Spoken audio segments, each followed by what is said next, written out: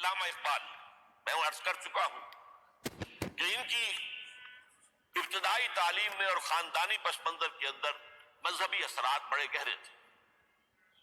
بہرحال انہوں نے ایم اے کیا ہے غالباً 1897 میں، اور اس وقت کا کچھ اقبال جو ہے اس وقت سے لے کر 1905 تک کا اقبال، ایک طرف تو اس میں بھی نیشنلزم تھا، ہندی نیشنلزم، یہ نوٹ کر لیجیے۔ چنانچہ اسی دور کا اس کا ترانہ ہے، سارے جہاں سے اچھا ہندوستان ہمارا۔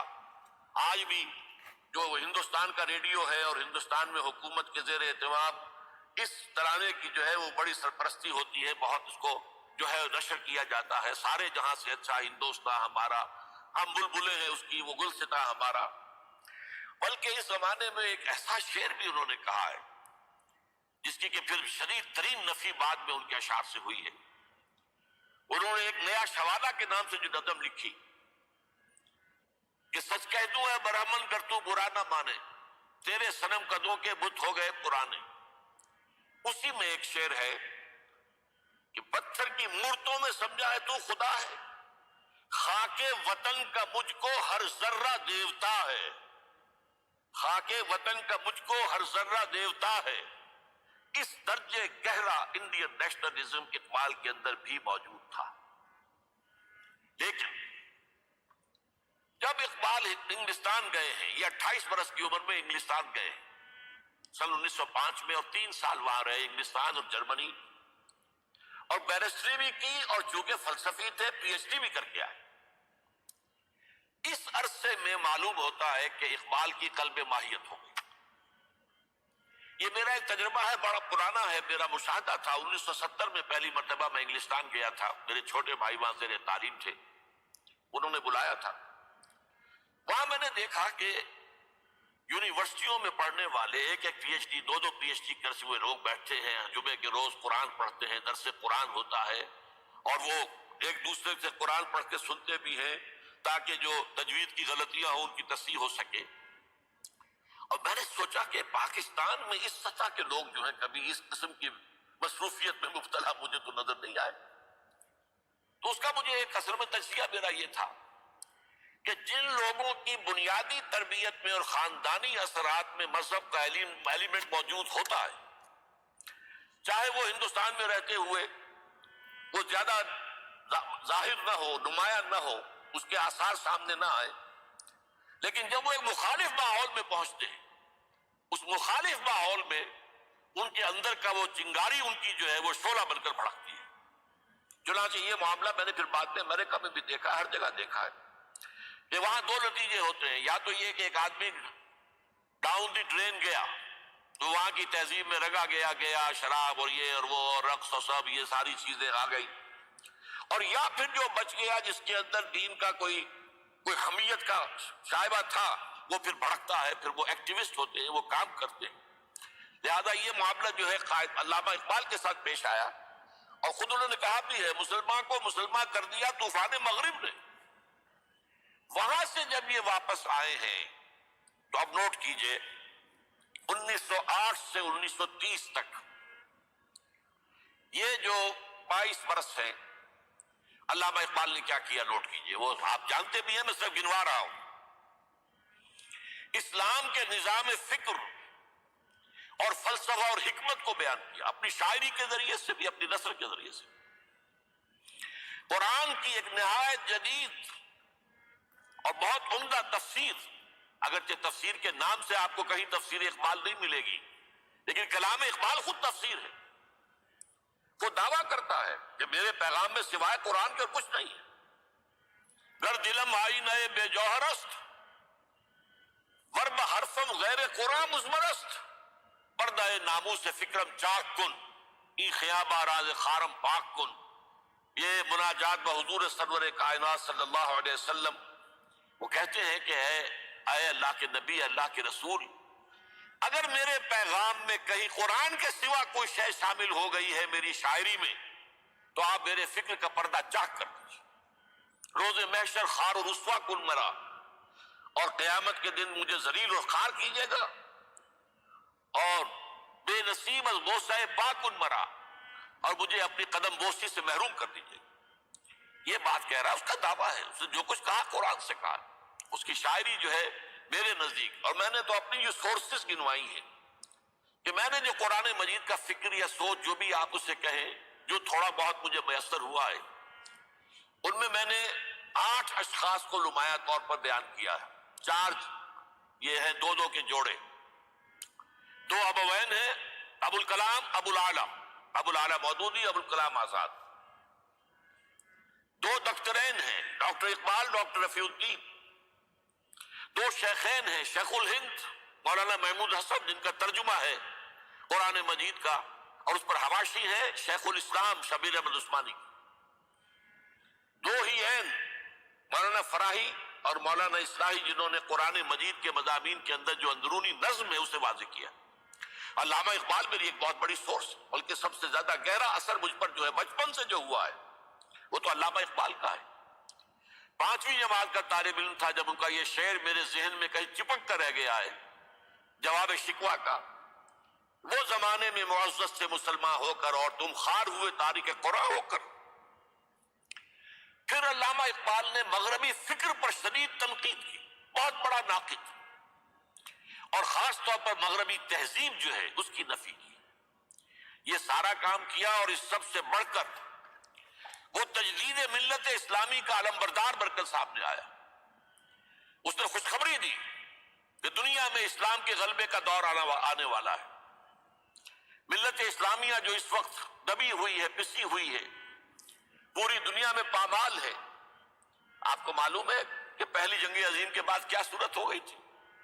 سلطنت عثمانیہ کے جب دھجیاں بکھیر دی گئی اور کولونیل امپیریلزم جو ہے پورے عالم اسلام پر حکمران تھا، پورا عالم اسلام جو ہے محکوم، اگرچہ یہ دبے ہوئے ہیں، پسے ہوئے ہیں، گرے ہوئے، لیکن ان کا دوبارہ غلبہ ہوگا، یہ ابھریں گے، ملت اسلامیہ کی تجدید ہوگی، اسلام کی نشأت ثانیہ ہوگی۔ اسلام کے روشن مستقبل کے مبشر بن کر علامہ اقبال سامنے آئے۔ اور ایک اور جو بہت بڑا کام کیا وہ وہی وطنی قومیت کی شدید نفی، بلکہ شدید کا لفظ بھی کافی نہیں ہے، شدید ترین نفی کی۔ اس لیے کہ اس وقت وطنی قومیت جو ہے اس وقت مسلمانوں کو اپنے اندر انگلف کرنے کے لیے پوری قوت کے ساتھ زور لگا رہی تھی۔ میں نے علامہ اقبال کے حوالے سے جو باتیں کی ہیں کہ احیاء فکر اسلامی اور تجدید ملت اسلامی، اس کے ساتھ ساتھ ہندوؤں میں کیا ہو رہا تھا اس دور میں، ان کے ہاں بھی ان کی مذہبی تجدید کا عمل بڑی شدت کے ساتھ شروع ہوا۔ اس میں بھی چند ناموں کا میں تذکرہ کرنا چاہوں گا۔ بنکم چٹرجی، اس نے بندے ماترم کا یہ جو ترانہ ہے آج بھی بھارت کے اندر مجبور کیا جا رہا ہے مسلمانوں کو بھی کہ وہ بھی اسکولوں کے اندر یہ ترانہ پڑھیں، اور ابھی مسلمان رجسٹ کر رہے ہیں۔ اس میں وہ زمین کی بندگی، بھارت ماتا ہم تیرے بندے ہیں، اور یہ جو ہے ہندو رینائسنس کا ایک بہت بڑا جو ہے یوں سمجھیے کہ علم بردار۔ پھر دوسری شخصیت سامنے آئی، راجہ رام موہن۔ یہ شخص بہت بڑا فاضل، بڑا عالم، 10 کے قریب زبانیں جو ہے ان کا ماہر، جس میں یورپینز بھی اور ایسٹر۔ پھر یہ کہ یہ مسلمانوں کا ہمدرد بن کر آیا۔ انگریز نے جب یہاں پر ان کے پادریوں نے تثلیث کی تلقین شروع کی ہے تو آئینہ توحید کے نام سے اس نے کتابچہ لکھا اس کی نفی کے لیے۔ اس حوالے سے یہ کچھ ایسی شخصیت بننے کی کوشش کر رہا تھا کہ مسلمان بھی اس کو قبول کریں، اور اس کے بعد پھر اس نے برہمو سماج کے نام سے ایک ادارہ قائم کیا۔ یہ وہی تھا کہ جو اس سے پہلے اکبر نے جو فلسفہ دیا تھا دین الہی، بھئی اللہ کا معاملہ کرو، صرف اللہ کو سب مانتے ہیں، صرف نام ہے مختلف ہے، کسی نے کوئی نام رکھ دیا، کوئی مہادیو کہتا ہے، کوئی کچھ کہتا ہے، کوئی گاڈ کہتا ہے، سب خدا کو تو سب مانتے ہیں۔ یہ جو رسالت کا معاملہ ہے اور شریعت کا معاملہ ہے، یہ فساد کی جڑ ہے۔ رسالت کی بنیاد پر شریعتیں مختلف، عبادتیں مختلف، ذرا اس کو پیچھے ڈالو۔ تو دین اکبری یا دین الہی اس کا نام تھا۔ اس کے اندر بھی در حقیقت کوشش یہ تھی کہ تمام مذاہب کو ایک ہاون دستے میں ڈال کے اور اس کو کوٹ کے اور چھان پیس کے ایک صفوف بنا کر ایک کامن مذہب ہندوستان کا وجود میں لایا جائے۔ بہرحال اس وقت اللہ تعالیٰ نے کھڑا کیا ہے حضرت مجدد الفسانی رحمۃ اللہ علیہ کو کہ جنہوں نے اس فتنے کی سرکوبی کی. اس نے بھی مجلس SD کے نام سے ایسا ہی ادارہ شروع کیا اور یہ گویا کہ ٹھنڈی چھری کے مانند، اس لیے کہ اسلام کا دار و مدار تو رسالت پر ہے. بقول اقبال مصطفیٰ برسا خیش را کے دی ہماؤست اگر باول رسیدی تمام بول آبیست. اسلام کا تو سارا معاملہ، دین جو ہے اس کا سارا جو مدار دار و مدار ہے وہ رسالت پر ہے، نبوت پر ہے، اسی پر شریعت کا سارا دار و مدار ہے.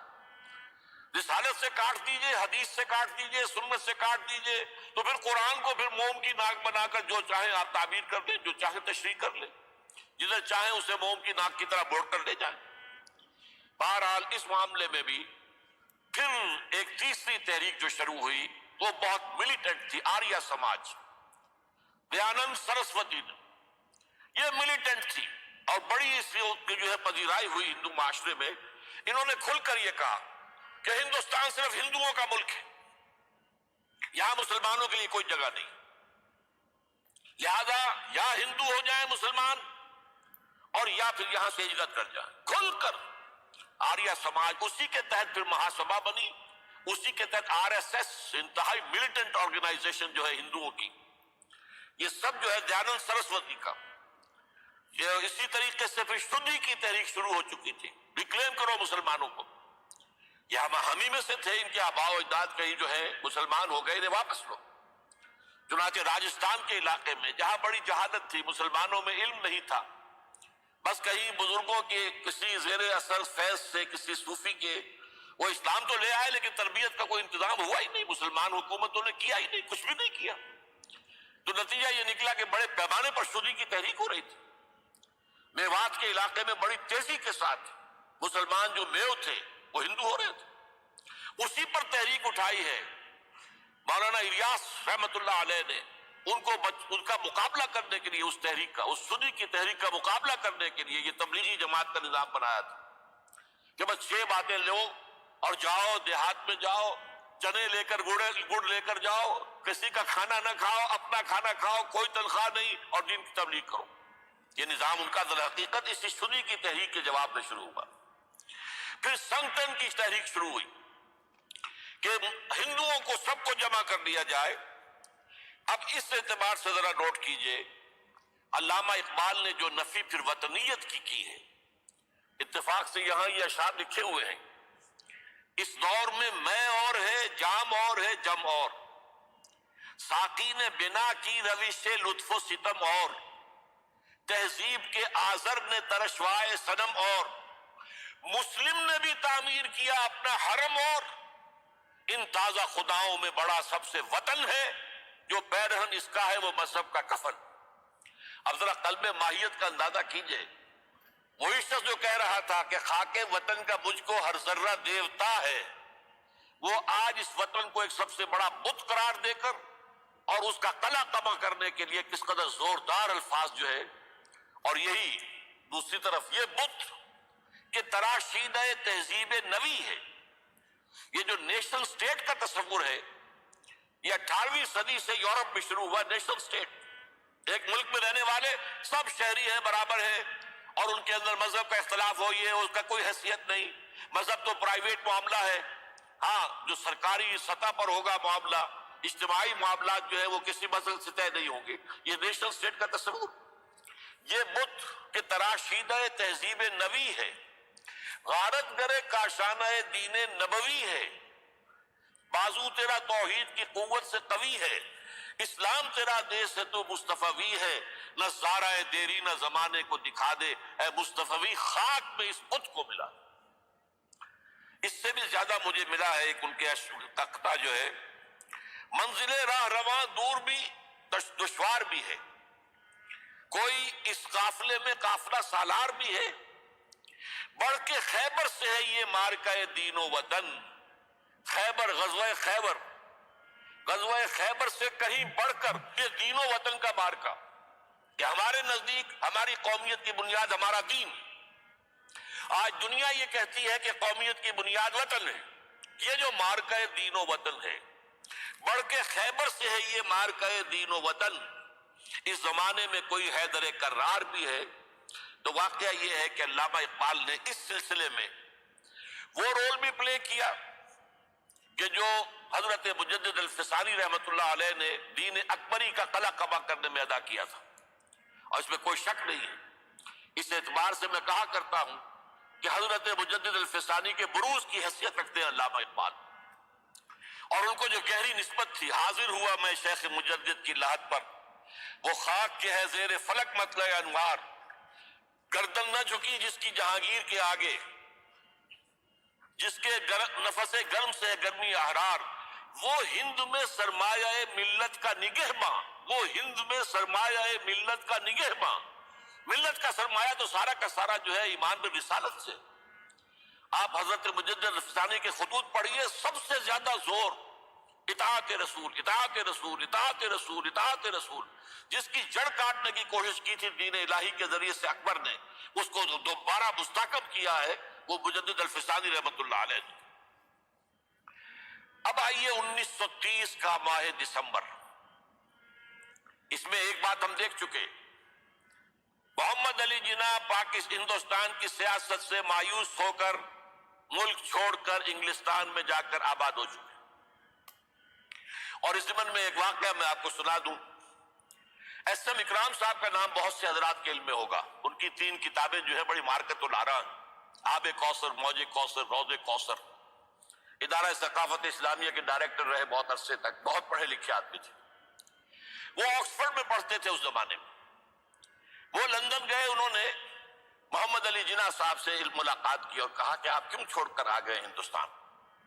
ہندوستان کے مسلمانوں کو آپ کی رہنمائی کی ضرورت ہے۔ تو جواب جو تھا محمد علی جناح کا وہ نوٹ کرنے کے قابل ہے۔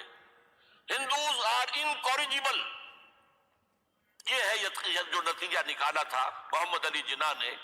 یوں سمجھیے کہ 24 برس کی محنت شاقہ کہ کوئی اتحاد کا فارمولہ طے ہو جائے، کوئی بنیاد ہو جائے، کوئی ہمارے مابین متفق علیہ اسکیم طیب بن جائے، لیکن جس درجے مایوس ہوا ہے شخص، ہندوز آر انکوریجیبل، یہ ناقابل اصلاح ہے۔ اور مسلمانوں کا حال یہ ہے کہ ان کا ایک لیڈر جو بات مجھ سے کرتا ہے صبح کو، وہ شام کو ڈپٹی کمشنر کو بتا دیتا ہے۔ تو اب میں ایسی قوم کی رہنمائی کیسے کروں؟ تو یہ میں نے آپ کو یہ واقعہ بھی سنا دیا کہ وہ مایوسی کا عالم کیا تھا۔ لیکن اب جو ہے 1930 میں، جبکہ مسلم انڈیا کا ایک سورج تو غروب ہو گیا تھا، مغرب میں جا کر بیٹھ گیا، مغرب میں سورج غروب ہوتا ہے، ایم اے جناح تو وہاں بیٹھ گئے۔ ایک سورج اب طلوع ہوا ہے مسلم لیگ کے پلیٹ فارم پر، یہ ہے علامہ اقبال۔ 1930 کا جو ان کا خطبہ ہے الہ آباد کا، وہ بہت اہم، بہت اہم، بہت اہم۔ ایک تو یہ کہ انہوں نے اپنی شاعری کے ذریعے سے وطنیت کی جو نفی کی تھی اور مسلم قومیت کا جو اثبات کیا تھا، اسے ایک فلسفیانہ انداز میں سوشیولوجی، عمرانیات کے مسلمہ اصولوں کی روشنی میں جس طریقے سے مدلل بیان کیا ہے، اس اعتبار سے وہ ایک بہت قیمتی دستاویز ہے۔ لیکن اس کے ساتھ ہی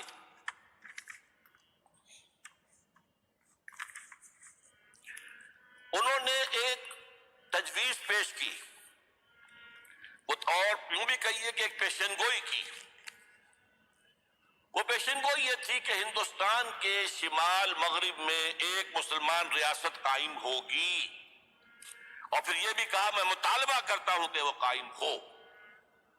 البتہ اس میں بعض لوگ جو ہیں اس پر یہ تنقید کرتے ہیں کہ علامہ اقبال نے تو یہ کہا تھا I would like to see the Punjab, the Northwest Frontier Province, Sindh and Balochistan amalgamated into a single state, self-government within the British Empire or without the British Empire.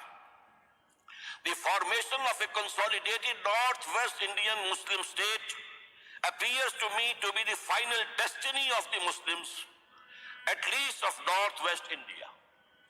اس پہ اعتراض یہ کیا جاتا ہے کہ علامہ اقبال نے تو ہندوستان کے اندر برطانیہ کے حکومت کے اندر کے لیے تجویز دی تھی، لیکن یہ بات غلط ہے۔ اصل میں نوٹ یہ کیجئے کہ 1930 تک تو اس کا کوئی امکان ہی نظر نہیں آتا تھا کہ انگریز ہندوستان چھوڑ کے چلا جائے گا۔ تو اس وقت کے لیے ان کی تجویز یہ تھی کہ ہندوستان میں ایک صوبہ بنا دیا جائے، یہ آج کا پاکستان، یا یوں سمجھیے کہ جو کچھ عرصے پہلے 1 یونٹ بنا تھا، برٹش انڈیا میں بھی یہ 1 یونٹ کی حیثیت سے ایک سٹیٹ بن جائے، تاکہ اس علاقے میں مسلمانوں کے اندر جو کچھ قومیتی کچھ تھوڑا تھوڑا فرق ہے، کلچر کا فرق ہے، کچھ ان طرح کی چیزیں، زبانوں کا فرق ہے، تو یہ جو ہے مل جل کر ان کے اندر ایک قوم کا تصور جو ہے باقاعدہ پیدا ہوتا ہے۔ اسی لیے وہ کہتے ہیں I demand the formation of a consolidated Muslim state in the best interest of India and Islam۔ اب اس میں وہ بات یہ کہتے ہیں کہ for Islam it will be an opportunity to rid itself of the stamp that Arabian imperialism was forced to give it, to mobilize its laws, its education, its culture, and to bring them into closer contact with its own original spirit and with the spirit of the modern time۔ وہ کہتے ہیں کہ اگر ایسا ہو گیا، ایک تو یہ کہ ڈیسٹنی ہے، ہوگا رہے گا، شمال مغربی ہند کے اندر ایک مسلمان ریاست قائم ہو کر رہے گی۔ اب یہ پروفیسی بھی تھی، پیشن گوئی، اور یہ بھی کہ میں مطالبہ کرتا ہوں، ایک تجویز بھی تھی، لیکن اس کا جو اصل عنصر ہے، جو میرے نزدیک جو انقلابی حصہ ہے، جہاں تک ہندوستان کی جو تقسیم کا معاملہ ہے، یہ اور بھی بہت سے لوگوں کی طرف سے یہ باتیں آتی رہی تھی۔ میرے پاس یہاں پہ 14 نام لکھے ہوئے ہیں جنہوں نے ہندوستان کی تقسیم کا تذکرہ کیا، لیکن جس انداز میں، جس پلیٹ فارم پر آل انڈیا مسلم لیگ کا جو اینول سیشن ہے اور اس میں صدر کی حیثیت سے خطبہ دے رہا ہے ایک شخص، تو یہ حیثیت جو ہے یہ بہت نمایاں، اور اس میں جس انداز میں بات کہی گئی ہے اس میں جو ایک پازیٹیو عنصر ہے۔ اگر ایسا ہو گیا، ایک نارتھ ویسٹ آف انڈیا میں مسلمان ریاست قائم ہو گئی، تو ہمیں ایک موقع مل جائے گا کہ عرب امپیریلزم، اب نوٹ کیجئے، عرب امپیریلزم سے مراد کیا ہے؟ عربوں کا دور ملوکیت۔ اس سے پہلا کیا تھا؟ خلافت، خلافت راشدہ، اصل اسلام۔ دور بنو امیہ تو اصل اسلام نہیں تھا، حکومتی سطح پر تو بالکل اسلام نہیں تھا۔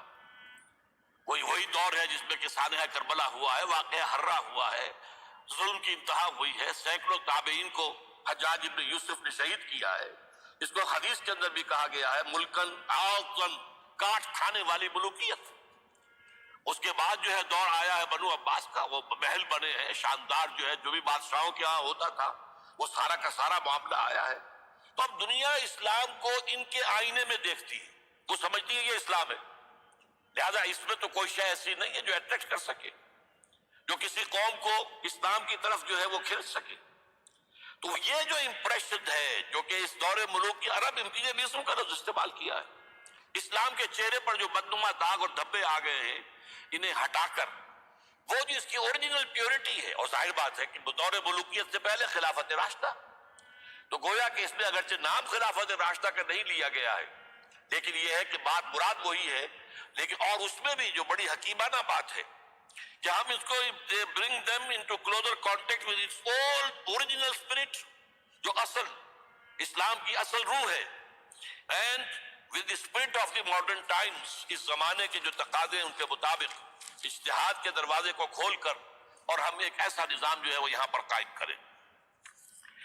یہ ہے وہ چیز کہ جس نے تحریک مسلم لیگ کے اندر ایک مثبت جذبہ، یہ نوٹ کر لیجئے میرے الفاظ، 1906 سے لے کر 1930 تک تحریک مسلم لیگ صرف ایک منفی موٹیو پر چل رہی تھی، منفی، نیگیٹو، خوف، ہندو کا خوف، ہندو دبا لے گا، ہندو ایکسپلائٹ کرے گا، ہندو معاشی طور پر بھی، تہذیبی طور پر بھی، ثقافتی طور پر بھی، مذہبی طور پر بھی شدی کی تحریک چل رہی ہے، ہمیں راستہ دکھایا جا رہا ہے، ہندوستان چھوڑ دو اور بھاگ جاؤ، چلے جاؤ۔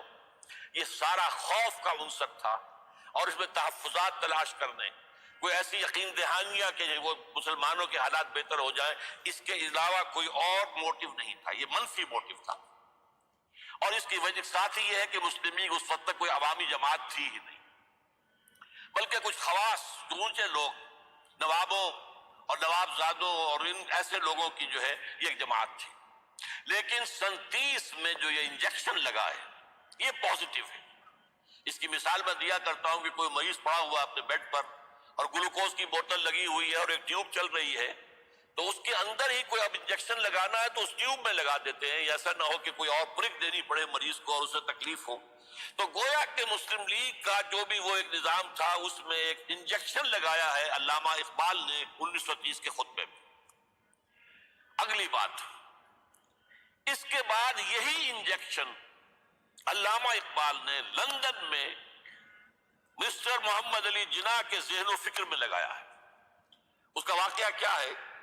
3 گول میز کانفرنسیں ہوئی تھی، پہلی اور دوسری میں محمد علی جناح بھی شریک تھے، تیسری 1932 میں ہوئی اور وہ شریک نہیں ہوئے، اس لیے کہ وہ سیاست چھوڑ چکے، وہ تو سیاست کو خیر بات کہہ کر اب پریکٹس کر رہے تھے. لیکن علامہ اقبال اس میں گئے تھے، وہاں موقع ملا، قریبی ملاقاتیں ہوئیں، گفتگویں ہوئیں، اور ان ملاقاتوں کے نتیجے میں یہی انجیکشن علامہ اقبال نے محمد علی جناح کے ذہن اور فکر کے اندر لگایا ہے کہ بات کرو اسلام کے احیاء کی، وہ چیز کہ جو مسلمانوں کے جذبات کے اندر گرمی پیدا کرے، حرارت پیدا کرے. اس حوالے سے یہ جو انجیکشن لگایا گیا ہے اسی سے پھر یہ کہ ان کے مزاج کے اندر ایک تبدیلی آئی. کچھ اور لوگوں نے بھی انہیں کہا ہوا تھا، لیکن یہ کہ خاص طور پر یہ بات اقبال کی تھی جس کی اپنی ایک حیثیت تھی. بہرحال 1934 میں ایم اے جناح واپس آ گئے، پھر انہیں مسلم لیگ کا تا حیات صدر بنا دیا گیا. پھر انہوں نے مسلم لیگ کو سنبھالا ذرا، لیکن 1936 کے الیکشن جو آئے یہاں پر، اس میں کانگریس پوری اوور ویلمنگ میجورٹی سے جیت گئی. ابھی محمد علی جناح کو موقع ملا ہی نہیں تھا کہ ابھی مسلم لیگ کو سنبھال سکتے. اور ان جو وزارتیں بنی تھی اس دور میں کانگریس کی، انہوں نے جو سلوک مسلمانوں کے ساتھ کیا، جو مظالم ڈھائے، جو انہیں دبایا اور ان کے حقوق کو پامال کیا، اس سے وہ نیگیٹو جو ایک موٹیو تھا وہ بھی اور قوی ہو گیا. اور اس کے بعد پھر محمد علی جناح نے 1937 سے لے کر 1947 تک، ایک لفظ میں استعمال کر رہا ہوں کہ آپ گھبرا نہ جائیں، 1937 سے 1947 تک اسلام کی قوالی گائی. پورے 10 برس اسلام اسلام اسلام اسلام، ہمیں اسلام چاہیے، اسلامی تہذیب ہم چاہتے ہیں، اسلامی قانون ہم چاہتے ہیں، ہمارے قوانین اور ہیں، ہمارا مذہب نہیں ہے، وہ دین ہے، وہ زندگی کے تمام معاملات پر. یہ جو ہے میں قوالی اس لیے کہہ رہا ہوں کہ قوالی میں تکرار ہوتی ہے. جس تکرار کے ساتھ یہ اب اس موقع پر آ کر محمد علی جناح قائد اعظم بن گئے. مسلمانوں کے دلوں کی بات، اقبال نے جو ولولہ پیدا کر دیا تھا، ایک ولولہ تازہ دیا میں نے دلوں کو، لاہور سے تا خاک بخارا اور سمرقند، وہ جو ولولہ تھا، جو غلغلہ تھا، اب محمد علی جناح کی زبان سے جب وہ بات آئی ہے تو یہ مسلمانوں کے دل کی آواز تھی، ان کی روح کی پکار تھی. لہذا اب مسلم لیگ ایک عوامی جماعت بنی اور محمد علی جناح اب قائد اعظم قرار پائے. اب اس معاملے میں میں چاہتا ہوں ذرا، کیونکہ یہ بات نئی سی ہوگی، میرے اس تجزیے کے روح سے نظریہ پاکستان اسلام اور اسلام کا احیاء خلافت راشدہ کے مفہوم ہے، اور اس کا خالق اقبال ہے، اس میں کوئی شک نہیں. قائد اعظم تک بھی یہ بات پہنچانے والا اقبال ہے، اور پھر اسی پر قائد اعظم نے عمل کیا ہے. تو اس چیز کو بہت سے لوگ جو ہیں آسانی کے ساتھ تسلیم نہیں کریں گے، لیکن میں یہ چاہتا ہوں کہ خود قائد اعظم نے علامہ اقبال کے بارے میں جو کچھ کہا ہے اس کی 2 کوٹیشنز آپ کے سامنے رکھ دوں. کلکتہ 21 اپریل 1938 کو علامہ اقبال کا انتقال ہوا. اس وقت کلکتہ میں ایک بہت بڑا جلسہ ہو رہا تھا فلسطین کے مسئلے پر غور کرنے کے لیے، قائد اعظم اس کے چیف مقرر تھے. اب یہ خبر پڑھیے. A mammoth public meeting of the Muslims of Calcutta was held on the football ground on 21st April to consider the Palestine problem. But it was converted into a condolence meeting to mourn the death of Allama Iqbal. Mr. M. Jinnah said that the sorrowful news of the death of Dr. Sir Muhammad Iqbal had plunged the world of Islam in gloom and mourning. Sir Muhammad Iqbal was undoubtedly one of the greatest poets, philosophers, and seers of humanity of all times. Note کیجئے. One of the greatest poets, philosophers and seers, جن کو کہ مستقبل کو دیکھنے کی صلاحیت ہوتی ہے, جن کی نگاہ گاہ میری نگاہ تیز چیر گئی دل وجود, جس کے بنا پر آب روان کبیر تیرے کنارے کوئی دیکھ رہا ہے کسی اور زمانے کے خواب. یہ علامہ اقبال نے جو کچھ دیکھا تھا اسلام کے مستقبل کے بارے میں.